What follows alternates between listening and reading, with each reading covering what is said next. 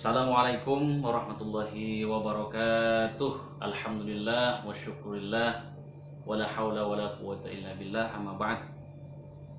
Alhamdulillah, para pecinta Al-Quran, khususnya kepada seluruh siswa-siswi SMA 18 Surabaya, khususnya lagi untuk kelas 12 SMA 18 Surabaya, yang kali ini kembali kita akan mengaji, terus kita akan belajar tentang bagaimana membaca Al-Quran yang baik. Nah, mari kita lanjutkan kembali dengan semangat yang baru, dengan niatan yang baru, untuk kita mencoba untuk lebih giat lagi membaca Al-Quran dan belajar Al-Quran. Dan kita berdoa kepada Allah Subhanahu wa Ta'ala, semoga Allah senantiasa ridho untuk membukakan hati kita, melapangkan dada kita, agar kita cepat dan benar, cepat bisa membaca Al-Quran dengan baik dan benar. Baiklah adik-adik sekalian, pada kesempatan kali ini kita insya Allah akan membahas tentang bagaimana cara kita membaca huruf Ra di dalam Al-Quran. Jadi tidak kemudian kita hanya bisa mendengar, bisa meniru dan semacamnya, tetapi kita bisa memahami kenapa Ra itu dibaca demikian dan semacamnya. Baiklah, kita langsung saja kepada materi. Silahkan dipersiapkan Al-Quranul Karimnya, usahakan mushaf, mushaf Al-Quran, jangan handphone ataupun Android yang lain, jangan Al-Quran digital ya, usahakan yang mushaf. Insya Allah itu akan lebih berpahala. Karena kenapa? Karena itu lebih utuh dan lebih spesifik bahwa itu Al-Quran. Jadi kalau seperti HP Android bukan tidak ada pahala, akan tapi itu hanya mungkin bagi yang di tempat lain yang tidak ada Al-Quran atau kita bisa buka Android. Kalau masih ada yang lebih spesifik lagi, artinya memang khusus Quran, tidak seperti Android. Untuk Android itu kan bisa untuk yang lainnya gitu kan. Tapi kalau mushaf Al-Quran ini memang untuk mushaf Al-Quran, dan itu yang memang dicetak. Mari kita untuk belajar Al-Quran memakai mushaf saja gitu ya. Baiklah adik-adik, kita langsung saja ambil mushafnya. Usahakan kita sudah dalam keadaan suci dari hadas, artinya kita sudah punya wudhu ya. Karena la yamassuhil mutahharun, Al-Quran itu harus dibaca oleh orang-orang yang suci ya, baik ya, orang-orang yang baik, yang suci ya, yang bersih lah, seperti itu. Kita coba, kalau kemarin kita baca surah Al-Baqarah, sekarang kita coba surah Al-Fath, yang artinya juga kemenangan atau pembukaan Allah.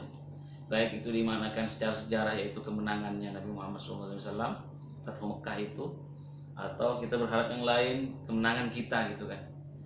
Terutama di pandemi COVID-19 ini yang tidak kunjung selesai ini, atau persoalan-persoalan bangsa yang terus melilit bangsa Indonesia kita ini pada khususnya. Semoga kita selalu tetap berada dalam kemenangan, dibukakan kecerdasan kita, dibukakan hati kita untuk kita menjadi bangsa yang lebih cerdas. Saya yakin sudah siap ya? Sudah siap. Baik, kita buka surah Al-Fatah, yaitu surah yang ke-48 dari ayat pertama. Mari, 1, 2, 3. A'udzu billahi minasy syaithanir rajim. Bismillahirrahmanirrahim.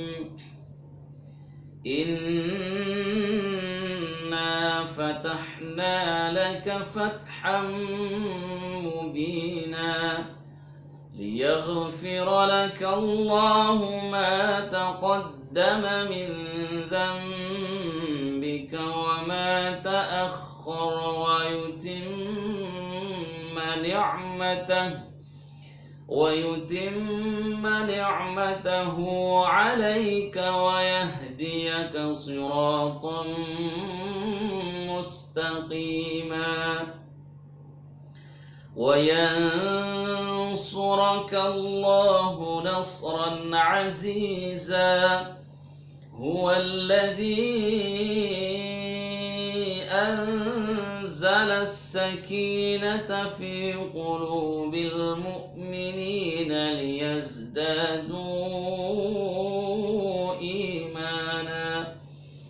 ليزدادوا إيمانا مع إيمانهم ولله جنود السماوات والأرض وكان الله عليما حكيما ليدخل المؤمنين والمؤمنات جنات تجري من تحتها الأنهار خالدين فيها ويكفر عنهم سيئاتهم وكان ذلك عند الله فوزا عظيما ويعذب المنافقين والمنافقات والمشركين والمشركات الظانين بالله ظن السوء عليهم دائرة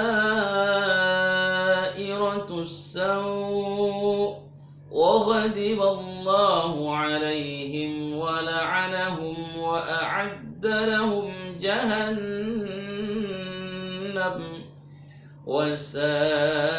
وساءت مصيرا صدق الله العظيم. Baiklah adik-adik sekalian, alhamdulillah kita sudah bersama-sama membaca Al-Quran surah Al-Fatah dari ayat pertama sampai ayat ke-6 tadi. Kita akan masuk ke pelajaran hari ini. Setelah kita mengaji online ini, kita masuk ke pelajaran. Kalau di video sebelumnya kita belajar tentang qalqalah ya. Qalqalah itu ialah pantulan huruf di waktu demikian ya. Maka untuk kali ini kita akan belajar tentang hukum qalqalah, sedikit mengulang qalqalah itu ada yang sughra, ada yang kubra. Kalau yang sughra adalah pantulan kecil, yaitu ketika huruf qalqalah itu sukunnya asli.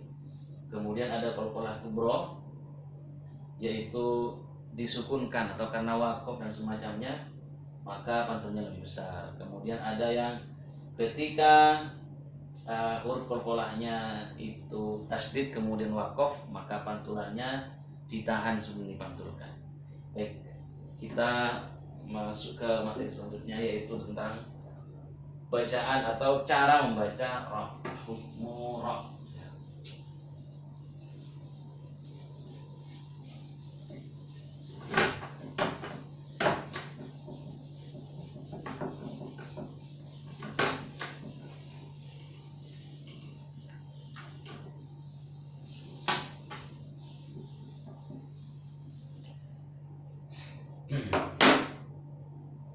Baik adik-adik, cara membaca ra dalam Al-Quran itu pada umumnya itu ada dua. Hukmu ra, hukmu ar-ra, hukmu ra'i. Cara membaca ra itu pada umumnya secara umum itu ada dua. Pertama dibaca tebal atau tafkhim. Tafkhim artinya tebal. Kemudian yang kedua dibaca tarqiqun. Tarqiq artinya tipis. Sebenarnya tidak sulit ya cara kita kapan dibaca tebal, kapan dibaca tipis. Intinya kita cukup memahami ra yang dibaca tipis karena lebih sedikit. Maksudnya seperti ini. Ra dibaca tipis yaitu ketika Pertama, ketika berharkat kasroh. Ketika berharkat kasroh, yaitu ri misalnya. Kemudian yang kedua, ketika jatuh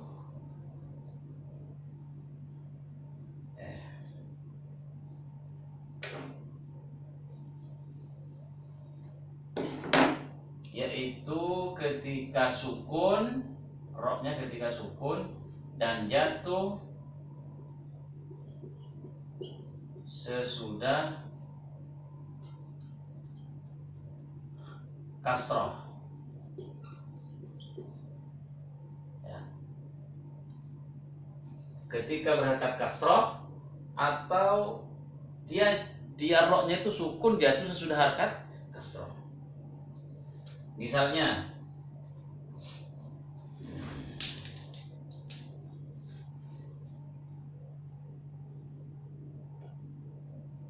di sini ada di surah Al-Fatah itu ayat yang kelima.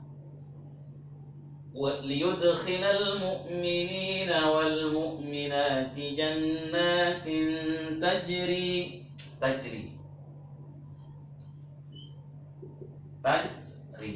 Roknya di sini berharkat kasroh, maka rok yang berharkat kasroh itu dibaca tipis, tajri, bukan tajri. Tipis. Tajri itu keliru. Tajri, kalau tajri itu tebal. Atau jatuh sesudah harkat kasroh. Misalnya mana ya? Apakah ada di sini? Kalau yang kita baca tadi tidak ada. Baik, contoh lagi yang dibaca kasroh, yang berharkat kasroh, yaitu ayat ke-6. Ayat ke-6 ini. Wa yu'adzibal munafiqina wal munafiqati wal musyrikin wal musyrikat wal musyrikin al musyrikin. Di sini roknya kasroh, maka musyrikin ri-nya ini ditipiskan, musyrikin gitu.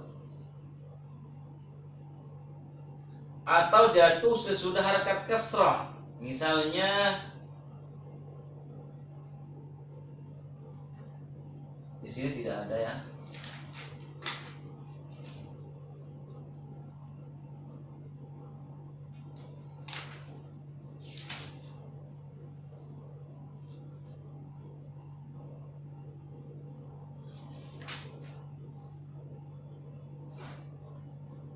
Misalnya innaka ala kulli syai'in qadir. Di sini kan sebelum roknya itu ada kasroh, apalagi ada di gutiyah ini ada kasroh, maka itu dibaca tipis, syai'in qadir, bukan syai'in qadir. Misalkan, jangan keliru ya. Nah, ketika kita sudah memahami bagaimana hukum rok yang dibaca tipis, maka selain itu dibaca tebal. Artinya apa? Misalkan dia berharkat fathah, maka harus dibaca tebal. Wa ya apa? Inna fatahna laka fathan liyaghfira laka, liyaghfira, ra, bukan liyaghfira. Fira, tapi liyaghfira tebal. Ma taqaddama min dzambika wa ma ta'akhkhara. Selain ini semuanya dibaca tebal. Selain yang dibaca tipis ini dibaca tebal. Jadi kita hanya cukup memahami ketika ra dibaca tipis, yaitu ketika berharkat kasroh atau dianya jatuh sesudah harkat kasroh. Dia sukun jatuh sudah harkat kasroh. Selain itu berharkat dhammah jatuh sudah harkat dhammah, berharkat fathah jatuh sudah harkat fathah, itu semuanya dibaca tebal gitu ya. Cuma ada beberapa pengecualian di sini. Pertama yaitu silahkan dibuka surah Al-Fajr. Wal fajri wa layalin 'ashr wasyaf'i wal watr. Nah, itu silahkan dibuka itu. Nah, di akhir ayat, tepatnya di ayat ke-28, saya akan coba buka juga ya. Semoga tidak salah ini. Ya benar. Ayat ke-28. Di situ sebelumnya ayat 27 begini. Ya ayyatuhan nafsul mutmainnah. Ayat 28-nya, irji'i ila rabbiki radiyatan mardiyah. Yang saya maksud adalah irji'i. Di situ itu memang jelas ya. Jelas kecuali ini ya. Jatuh sesudah harokat kasrah. Irji'i. Ini ro mestinya dibaca tipis, irji'i. Karena jatuh sudah harokat kasrah. Tapi di sini pengecualiannya adalah karena dia kalimat perintah jatuh sesudah hamzah. Sesudah alif ini, sesudah hamzah wasol namanya, hamzah wasol. Anda kalau belajar nahwu sharaf itu tahu apa itu hamzah wasol. Nah, ketika dia kalimat perintah dan alifnya kasrah, irji, maka ro-nya tetap dibaca tebal. Ini pengecualian. Hanya ini gitu ya. Pengecualian. Irji. Jadi tidak boleh dibaca tipis. Pokoknya kita pahami dulu ro yang dibaca tipis pertama ketika berharakat kasrah, kemudian dia sukun jatuh sudah harakat kasrah. Selain itu tebal. Nah, kecuali ini juga.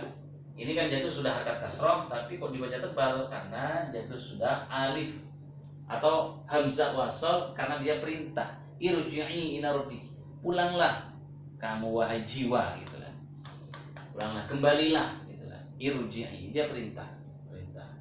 Nah, ini tidak banyak dalam Al-Qur'an. Insyaallah ini kemudian ada mungkin yang lain ya. Intinya kalau jatuh sudah hamzah wasol, ro walaupun tipis dibaca sesudah harakat kasrah maka tetap dibaca tebal. Kemudian ada yang boleh dibaca kedua-duanya. Artinya boleh dibaca tebal, dibaca tipis. Kenapa itu tidak banyak dipahami? Karena tidak ada yang salah, walaupun dibaca tipis tidak salah, dibaca tebal tidak salah.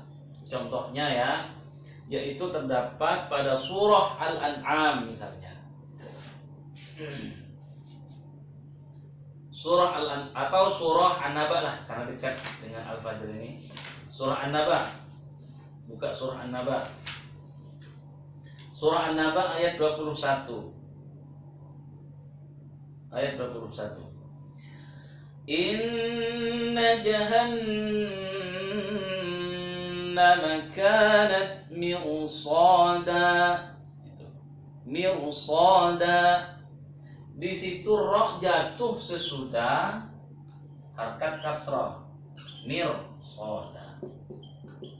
Nah ini. Jadi ro-nya mestinya tipis di sini, mirsada. Tapi kenapa dibaca tebal? Mirsada.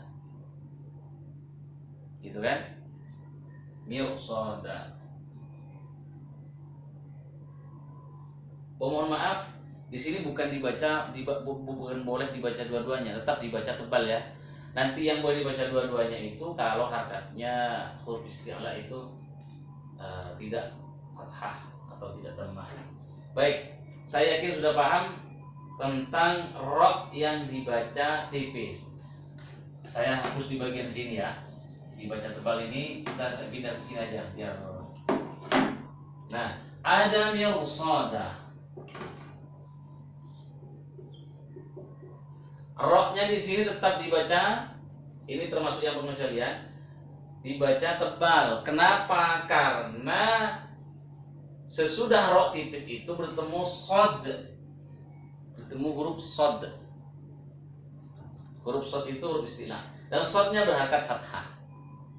Kemudian pada surah Al-An'am ayat 7 ada fi qirqasin. Nah, ini kan juga tipis, qirqas. Tapi bertemu dengan huruf ta. yang berharkat fathah. Shad ta, maka tetap dibaca tebal. Ini termasuk pengecualiannya juga, ya. Termasuk pengecualiannya juga. Jadi 1, 2, 3. Mirsad, qirtas. Ada yang boleh dibaca dua-duanya, yaitu surah apa ya? Kullu firqin,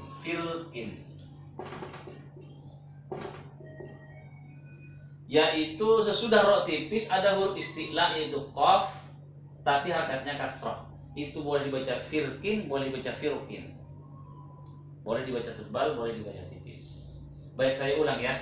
Hukum ro itu pada umumnya ada dua, dibaca tebal, dibaca tipis. Kita pahami dulu yang dibaca tipis, yaitu ketika berharakat kasrah, kemudian ro sukun jatuh sesudah harakat kasrah, itu dibaca tipis. Kecuali pertama, jika jatuh sesudah alif perintah, ini kalimat perintah alifnya kasrah, maka tetap dibaca tebal, irji'i.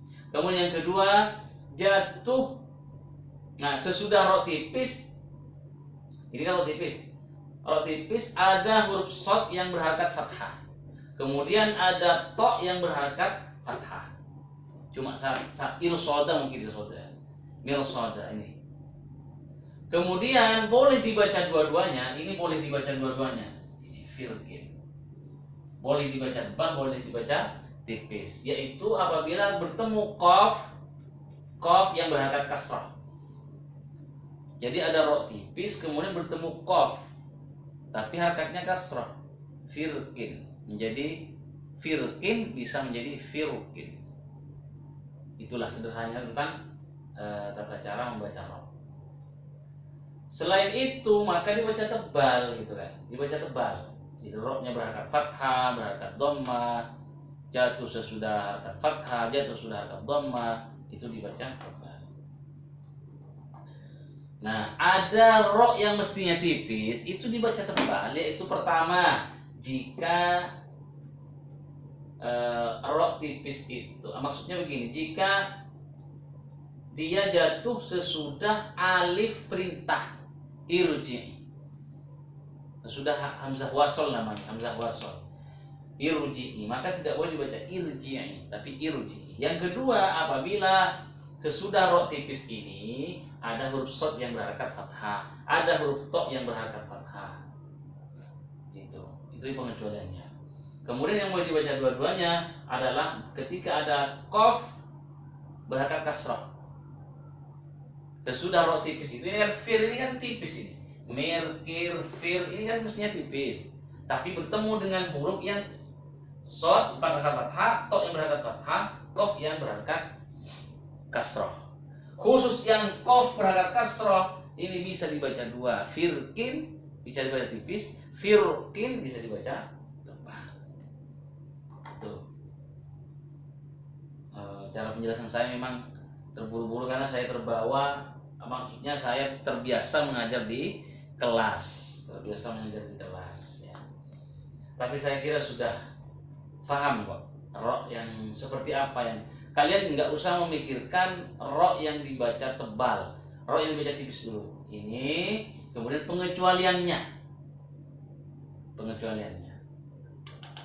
Itu. Baiklah adik-adik sekalian, saya kira tentang materi hukum ro ini sedikit banyak sudah bisa kalian serap, bisa kalian pahami, dan untuk dipraktekkan, bukan hanya untuk dihafal atau untuk dipahami saja, tidak, tapi dipraktekkan ketika Anda mengaji, ketika kalian mengajarkan Al-Quran kepada yang lain. Baik, kita sampai di sini dulu. Semoga apa yang kita pelajari ini bermanfaat ya, bernilai ibadah. Amin amin ya rabbal alamin. Sekat jaga kesehatan, jaga semangat diri, jaga kebersihan. Insya Allah kita akan selalu menjadi manusia-manusia yang sehat, manusia-manusia atau hamba-hamba yang taat kepada Allah Subhanahu wa taala. Baiklah, kita akhiri mengaji dan belajar Al-Qur'an online ini dengan pembacaan surah Al-Asr, kemudian ditutup dengan doa kafaratul majlis. Bismillahirrahmanirrahim.